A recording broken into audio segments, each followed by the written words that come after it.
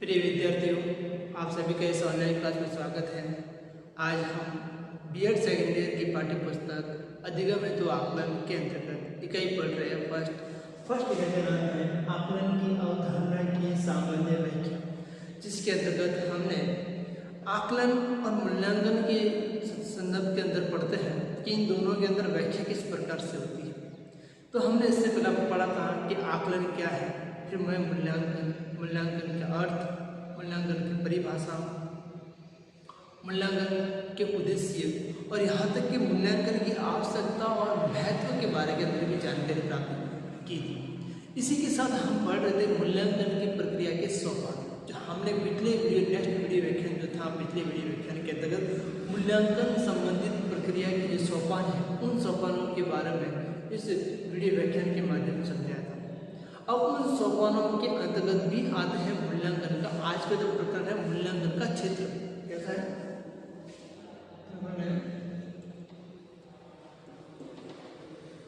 मूल्यांकन क्षेत्र। तो मूल्यांकन जो क्षेत्र हम पढ़ेंगे, तो मूल्यांकन का जो क्षेत्र है, मूल्यांकन का क्षेत्र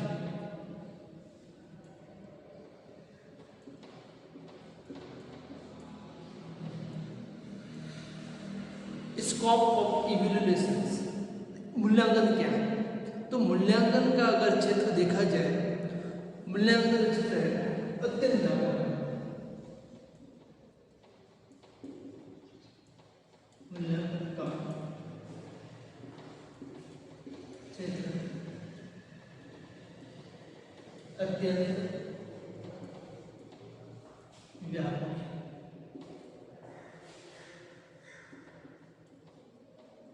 व्यापक मतलब इतना फैला हुआ है कि जिसमें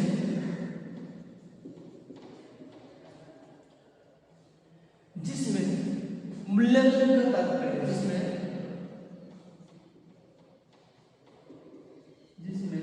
मूल्यांकन का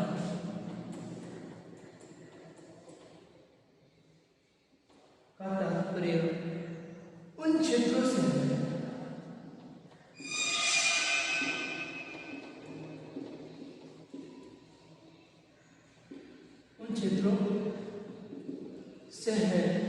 जिसमें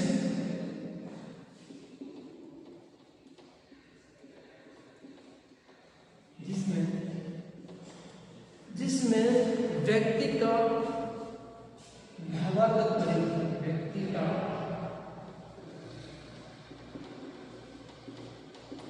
व्यवहारगत परिवर्तन हो सकते हैं।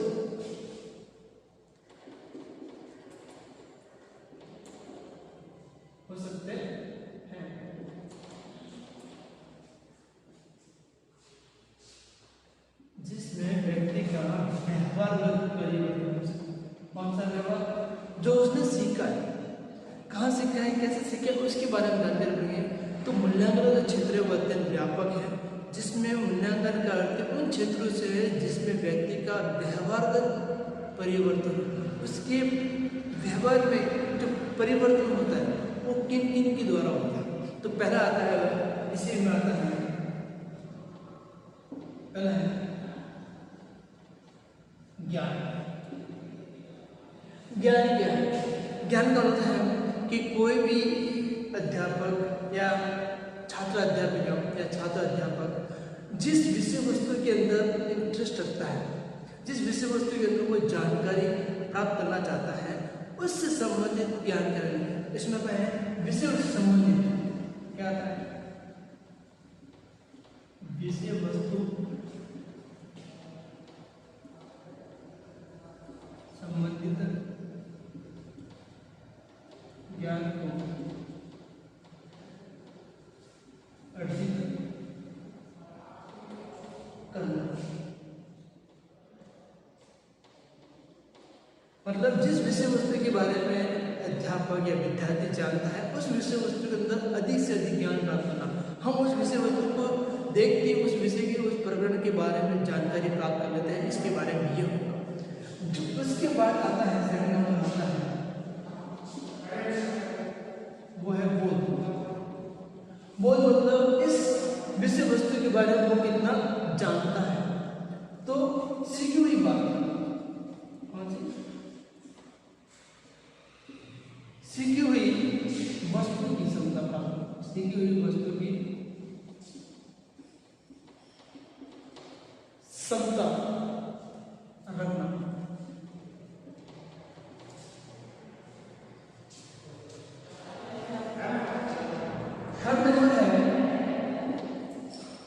थर्ड नंबर है सोचना। क्या है?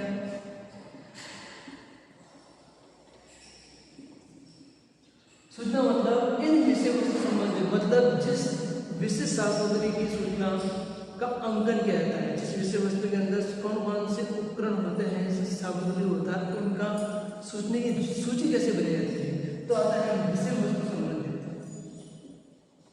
क्या है? विषय वस्तु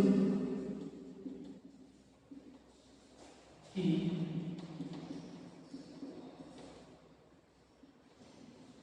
विषय वस्तु की सामग्री की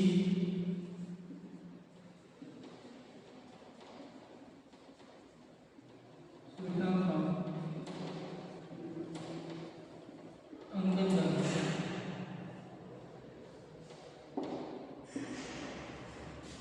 फिर फोर्थ नंबर जो आएगा विज्ञान के क्षेत्र में वह है कुशलता। क्या है?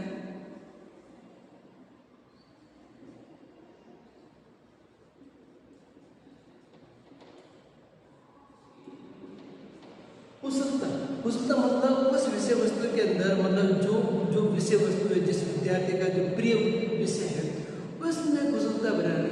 पाठ्य विषय वस्तु में, पाठ्य विषय में कौन से विषय में? पाठ्य विषय की कुशलता रखना। जैसे अगर आप साइंस पढ़ाते हो तो साइंस वाले विद्यार्थी को साइंस पसंद है, हिंदी वाले को हिंदी पसंद है, हिस्ट्री वालों को हिस्ट्री पसंद है। जैसे जो विषय होते हैं उन विषय के अंदर क्या होती है? कुशलता होनी। मैं इस विषय वस्तु के बारे में बहुत अच्छे से अधिक जानता हूँ। पांचवा जो आता है वह है प्रवृत्तियां।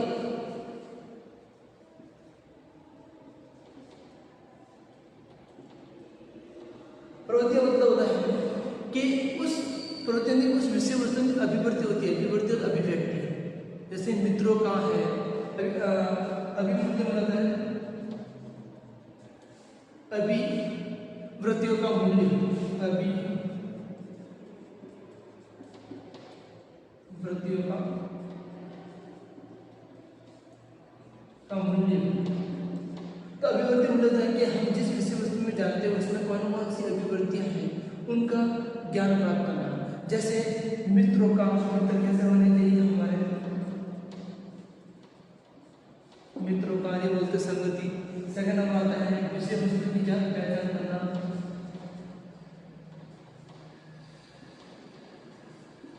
विषय वस्तु की जानकारी प्राप्त करना। इन सभी के अंदर एक अध्यापक भी जो होते हैं, विद्यार्थी जो होते हैं, वो एक अध्यापक के द्वारा जो ज्ञान प्राप्त होता है, अध्यापक जो है एक विद्यार्थी का मूल्यांकन किन किन सोपानों के आधार पर करता है, उन सोपानी क्षेत्र के आधार पर ज्ञान का बोध, सूचनाएं, प्रवृत्तियां, और छठा जो है वो है इनका बुद्धि। कौन सी है?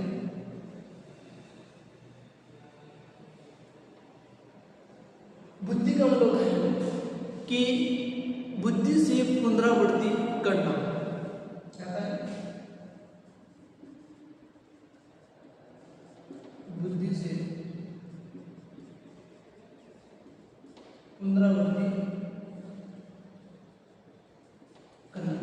जो हमने ज्ञान प्राप्त किया है उन ज्ञान को मस्तिष्क से निवृत्ति है, उसके अंतर्गत सोचना, तर्क वितर्क,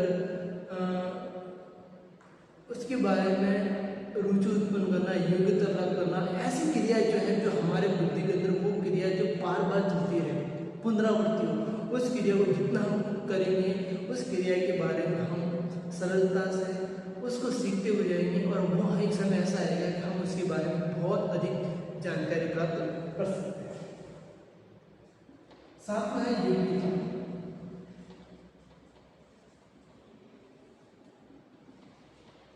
योग्यता योग्यता को पता है कि योग्यता दो प्रकार की होती है। तो योग्यता जो है दो प्रकार की होती है।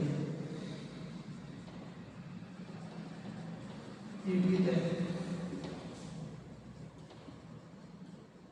दो प्रकार की होती है, नहीं होती है?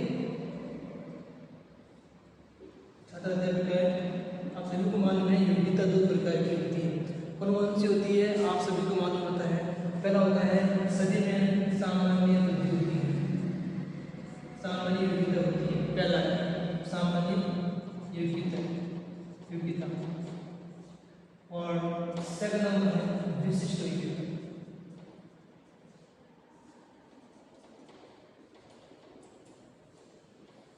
सामान्य मतलब जो हम कक्षा में जब पढ़ते हैं उसमें सभी विद्यार्थी सामान्य होते हैं, परंतु उन सभी विद्यार्थियों में से कुछ ऐसे विद्यार्थी हैं जो विशिष्ट विद्यार्थी हैं, हर किसी प्रकरण के बारे में, विषय वस्तु के बारे में अधिक से अधिक जानकारी प्राप्त कर लेते हैं।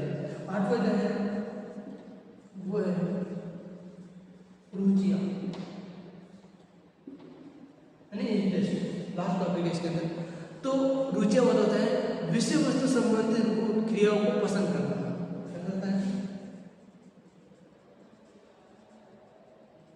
विषय वस्तु संबंधित क्रिया को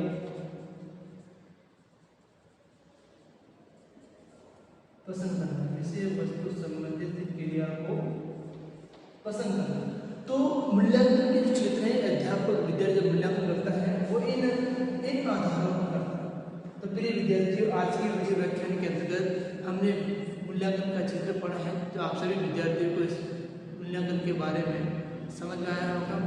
और प्रिय विद्यार्थियों, आप सभी ने अपनी उपस्थिति जो है अपने कमेंट वीडियो व्याख्यान के जो कमेंट बॉक्स में जाकर अपना नाम, पिता का नाम, हाई नंबर लिख कर ही लिखिए।